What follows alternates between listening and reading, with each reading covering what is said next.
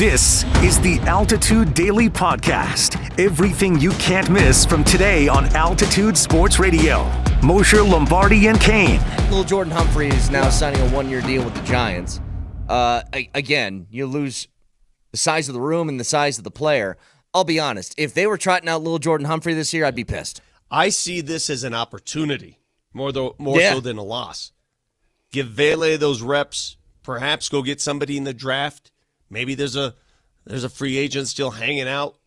And by the way, that's nothing against him. I like Lil'Jordan, but I think we can all kind of acknowledge he was limited. He had a very low ceiling. Well, he was a blocking receiver, ultimately. That's what he did. Yeah, but Vic, you know what his purpose was? Sort of hey, Moshe, you know what his purpose was? Yeah. You know those quick screens to receivers? He blocked. Mm-hmm. Yeah. At the same time, Vic, they seem to stash him on the practice squad and activate him all the time. He seemed like a bit of a safety valve for Sean Payton. He was. Again, he's never going to be a huge difference maker, but he seemed like a little safety valve that Payton could always say, "Hey, get Lil'Jordan out here, and let's." And he made some nice catches in a Denver Broncos uniform. What I said, Vic, is I'm happy for him. I don't think it's going to affect the Broncos really. I'm happy for him that he gets a one-year deal with them and an opportunity to show his wares someplace else to see if he can become a real player. I think Payton likes his receiver room. I mean, that much is obvious. They had plenty of opportunities to grab one of these veteran wideouts during free agency, and they didn't. There's maybe not like high-end wide receivers, especially with T. Higgins going back to Cincy, but most, there were obviously, we talked about Cooper Kupp a bit, but there was, Amari Coopers and Keenan Allens and guys like that are out there. Like, if you wanted a safety valve veteran wideout that could come in and help, they were there. They didn't make a move on any of them. I think that he likes his room, and maybe he's targeting one of these guys in the draft. I mean, the last mock that we saw from Mel Kiper had McMillan out of Arizona. Tet McMillan going to the Broncos, and I would love it. That guy's 6'4". He runs like a 4.40. Yep. Like, he's huge. If you watched his battle, go back and watch the YouTube highlights of him matching up with Travis Hunter in the CSU Arizona game. It was an amazing back and forth between those two. But he made a one-handed catch at the pylon corner of the end zone. That's just it's mouth-watering to watch some of that guy's ability. The Altitude Daily, the morning sprint. According to Ryan Fowler of the Draft Network, the Denver Broncos hosted Ohio State running back Quinshon Judkins for a top 30 visit.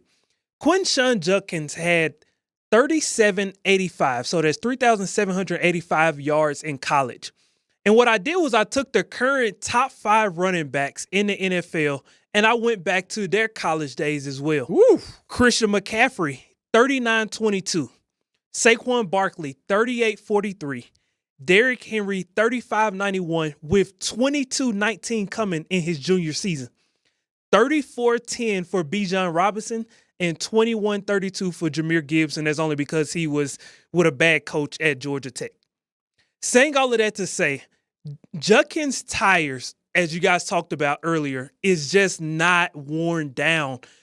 Is he the type of running back with that type of tread, that type of mindset, that type of skill set? Is that what Sean Payton needs in his number one running back? Yes, and yes. And also the fact that he will be available, has proven his availability as a player throughout his college career. And it hasn't been an elongated college career where you're looking at, does this guy have much left in the tank?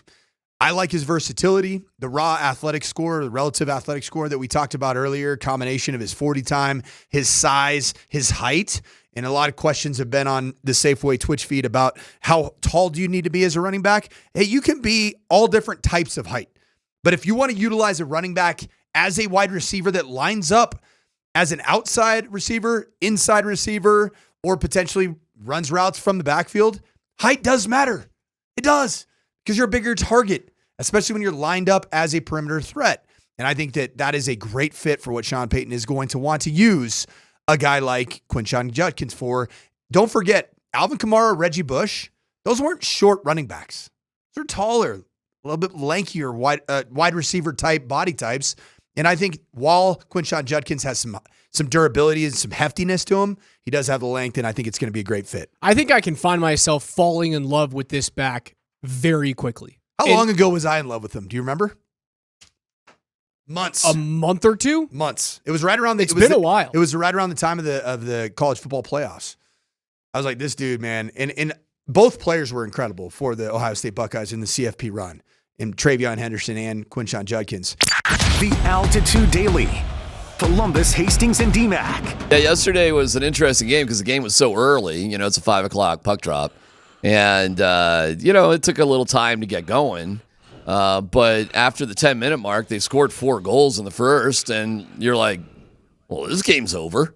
And it was. Well, but Wedgwood, again, I was told in those first 5 minutes was just outstanding. They were a little bit back on their heels.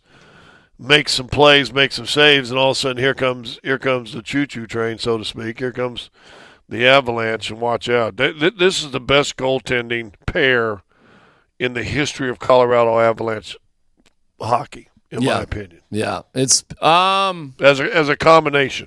Ooh, gotta think about that for a little bit. The best combination in goaltending history. In Avalanche goaltending history, I gotta think a little bit. Who was backing up Patrick Waugh at the time? You know, I gotta use the Wayback Machine on that one.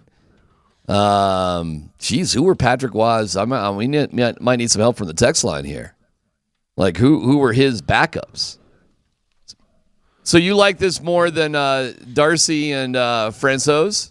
I guess. Listen, Francouz was nice and won a series for you on the way to a cup, including the shutout, I believe, in that. When did it get St. Louis that he had to he shut out Nashville? Edmonton. He took care of Edmonton for us, and then Darcy was back for the final. Yeah, that was fabulous and worked out. That actually worked out. And then I think that was probably so far the highlight of Francouz's career, right? I mean, that little moment as a backup. Boy, am I getting that right? Kemper, Am I wrong on that? Darcy Kemper, what was the series that? I thought it was either Nashville or St. Louis. You know what? It might have been St. Louis, actually, now that I think about it, because Darcy got his eye poked in Nashville by Ryan Johansson. So that actually makes more sense that would have been the second series, I think. Well, my memory's not that great, but it was something like that. Anyways, what do you got there, Dan? The 2001 Avs roster, their championship year, second cup year, the backup to Patrick Waugh was David Abisher. You guys remember him? Yeah, from Switzerland. I do remember Abisher, yeah. So that's probably. I still like these two better. Well, I'll tell you this: it's pretty unclear who the better one is between Wedgwood and Blackwood, isn't it? It's not. Yeah. It's not obvious to me. It's not. So it's so not obvious that I'd get Wedgwood signed. I would make sure that he's under wraps for the next couple of years. I'm not sure where he's at. Is he just on a 1-year sort of deal here? I know they did a deal with Blackwood. Is Wedgwood done? Well, that'd be good. The Altitude Daily. Kreckman and Lindahl. Nique, welcome to the show. How you doing, man? I can't complain. I wouldn't think you could. Nique, how does it feel right now? We saw you guys celebrating on the floor. We saw you celebrating in the locker room. But how does it feel right now? You guys have won 11 games in a row, and you're going to the round of 32. It's awesome, man. It's a blessing from the man above just for us to be able to play as well as we've been playing and just keep things going, man. We love our team and just what we're about, so we're just happy to keep playing. All right. When did you feel like you had control? For me, it felt like after the first 5 minutes of the second half, you guys kind of had things going your way. But when did you feel in control of that thing? Yeah, there was a little stretch in that second half where I feel like we got some momentum. We came back and took the lead, and then once we took the lead, I feel like we didn't look back. And we got some really good plays in there that just gave us a little energy boost, and I felt like we rode that the rest of the way of the game. And I think the turning point for us was just changing our look, defensive rebounding. We had to do a group effort on them. They had some big old dudes, so I think that was the key to the game. Yeah, how did you guys counter the size of Memphis, particularly Dane Danger inside? I mean, he was such a beast in that first half, but it felt like you guys figured out a way to neutralize him a bit in the second half. Yeah, for us, we're a little bit smaller than a lot of teams that we play in. So for us, it's just being scrappy, making sure that we're sending bodies at him and making sure he's not comfortable. And I think we did a good job of that and not letting him do that in the second half as much. He's a good player, so he's gonna get to his spots and have some success. But I feel like we did a good job disrupting that in the second half and making him work for what he was getting. All right, I don't know what it looks like to you because obviously you're trying to cut, you're trying to get open, but did you notice at all? I mean, Bemba and Crocker Johnson, they really went after Danger hard, and Bemba a couple times just shouldered him up. There was kind of some physical play in the key today, wasn't there? Yeah, no, we knew we had to be physical, man. That's a physical team as well, and being undersized, we got to use our physicality, use some toughness, and Croc and Rashawn bring that for us.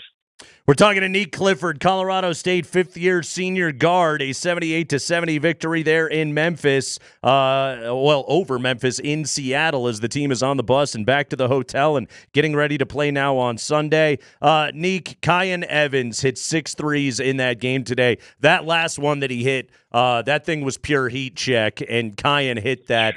He got so confident in the second half of that game. It's been happening all season long. We have seen him take a massive step forward. But what can you say about Kyan's performance today and really on this entire 11-game win streak? Man, you said it best. Dude balled out. He balled out. He was playing with a lot of confidence and doing what we know he's capable of. I'm just happy and proud of him. He's been through a lot, and so just to see where he was at the beginning of the season, going through some struggles and certain things, and then to where he's at right now, he's just playing high level, and so he's been a huge key to our success and will continue to be. You've been listening to The Altitude Daily. Catch us live weekdays on 92.5 FM, the Altitude Sports Radio app, twitch.tv/AltitudeSR, youtube.com/Altitude Sports Radio, and your favorite smart speaker. Say Altitude Sports Radio.